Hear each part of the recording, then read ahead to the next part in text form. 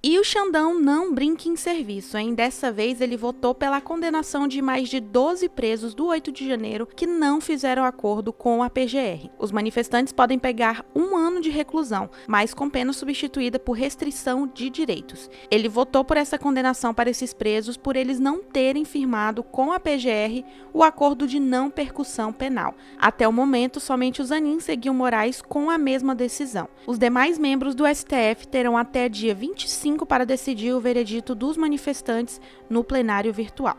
As medidas previstas no voto do Alexandre de Moraes são essas daqui. Primeiro, prestação de serviços à comunidade ou a entidades públicas pelo total de 225 horas, observadas os limites mensais de cumprimento no mínimo de 30 horas, em local a ser indicado pelo juiz de execução. Segunda, participação presencial em curso elaborado pelo Ministério Público Federal, com temática sobre democracia, Estado de Direito e golpe de Estado, com carga horária de 12 horas, distribuída em 4 módulos de 3 horas a ser ministrado pelo juiz da execução. Terceiro, proibição de ausentar-se da comarca em que reside até a extinção da pena. Quarto, proibição de utilização das redes sociais até a extinção da pena. Quinto, manutenção da suspensão dos passaportes emitidos pela República Federal do Brasil em nome do condenado. Sexto, revogação de registro ou porte de arma de fogo, se existente. Sétima, 20 dias multa, cada um no valor de meio salário mínimo à época dos fatores,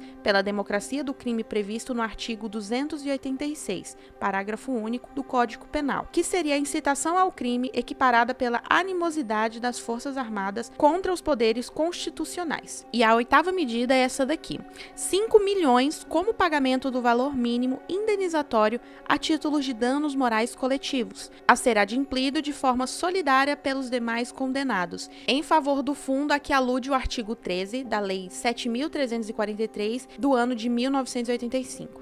Pessoal, a Gadolândia pensou que seria tudo mil maravilhas, hein? Quebraram a cara.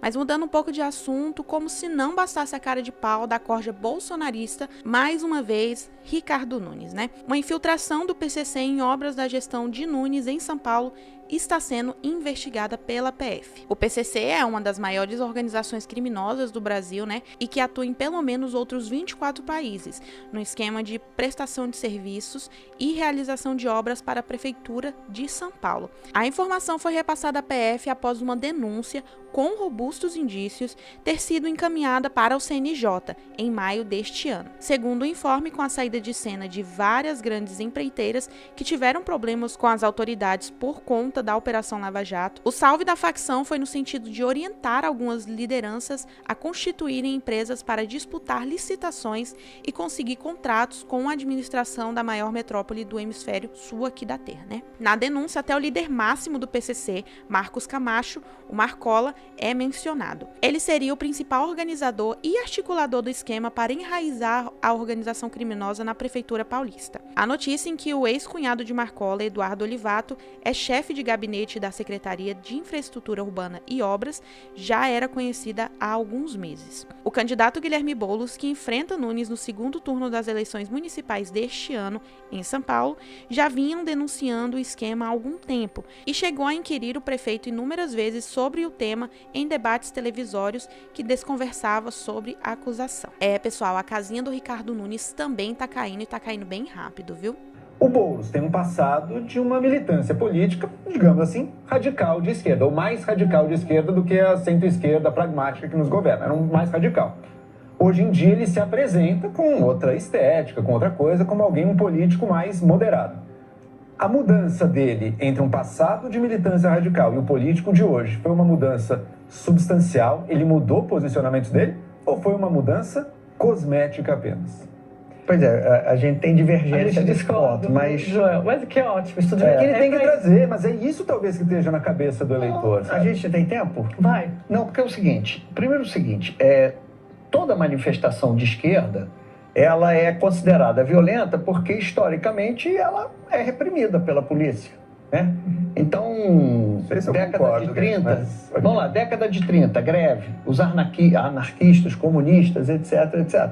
Sempre greve foi combatido com polícia, sempre, desde o Washington Luiz, luta de movimento social, enfrentado com polícia. Esse é um ponto. Sem tirar também. Então, se criou mais uma recentemente, cultura... pega um Black Bloc, recentemente. E o Boulos nem é parte do Black Bloc. Não é de esquerda? Não. Se via, Black se Bloc pintava como esquerda. Por quê? Né? Porque quebrava banco. É isso. Então, era contra o capitalismo, mas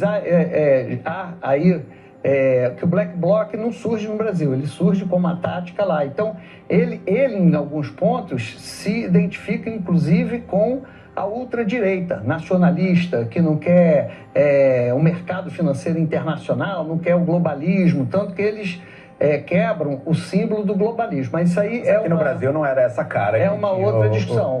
Mas não dá para você dizer que é de esquerda. Enquanto os movimentos de direita, você pode ir para a porta de quartel dizer que você quer a volta da tortura, a volta de um regime que some com o corpo, extrema direita. E aí é considerado cidadão de bem. Então, essa é uma ponderação histórica. Supremo. Oi? Invade o Supremo.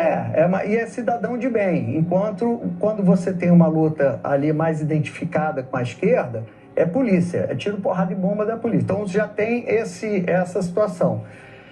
E o Boulos, eu acho que aí você pergunta se é cosmético, eu acho que se ele tivesse pulado da barricada, botar fogo, tacar pedra na Fiesp e se apresentasse como um candidato, mas ele passou ele fez outras campanhas e a atuação de parlamentar dele foi dentro da via democrática. Assim, ele tem umas ideias que provavelmente você não concorda com as ideias do Boulos, eu também não concordo com algumas, o que é natural. Mas ele nunca tentou impor, porque o que eu chamo de radical? O radical é aquele que quer suprimir a democracia para fazer valer os seus pensamentos. Então, nesse aspecto, talvez a gente tenha uma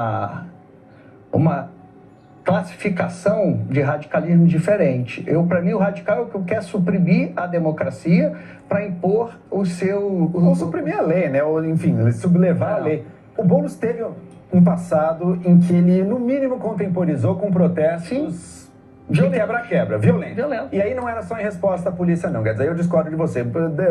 Vandalizar o prédio da Fiesp, isso não é um enfrentamento com a polícia, isso é um ato de um protesto ali e que realmente é um ato violento. Não chega a matar uma pessoa, nem nada disso, mas mesmo assim é um uso da violência, sim, em protestos que é mais normalizada quando o protesto é de esquerda. Então, aceitou-se uma época que, claro, eles vão quebrar a vidraça de banco, vão quebrar prédio da Fiesp.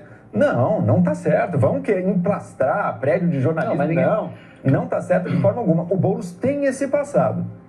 Mas as visões dele nesse passado mudaram para hoje em dia? Eu não tenho essa resposta.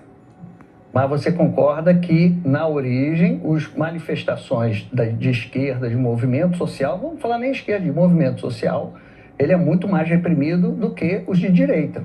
Então, por isso se cria... Sim, possivelmente, mas isso não desculpa, mas tudo bem, mas isso não quer dizer que toda vez é uma resposta à violência da polícia. Não é desculpa, você botar barricado, você impedir o direito das pessoas de queimar pneu, isso tudo é recriminável e mais, não é eficiente. E pessoal, queria deixar um recado importante aqui para vocês. Se você aí tem interesse de trabalhar ou mesmo de fazer uma renda extra, trabalhando diretamente da sua casa, eu vou deixar um link aqui na descrição desse vídeo e no comentário fixado de uma oportunidade aí para você poder trabalhar usando apenas um celular ou um computador, tá? E o melhor, podendo ganhar em dólar. No link você vai ser direcionado a falar com o Thiago e lá ele vai te mostrar o que você precisa fazer para ganhar dinheiro imediatamente. É isso mesmo, pessoal. E não, pessoal, não é golpe, não é tigrinho, não é bets, é oportunidade de verdade, tá? Clica no link, já tem gente ganhando dinheiro com essa oportunidade e se você quiser fazer parte desse time, é só clicar no link.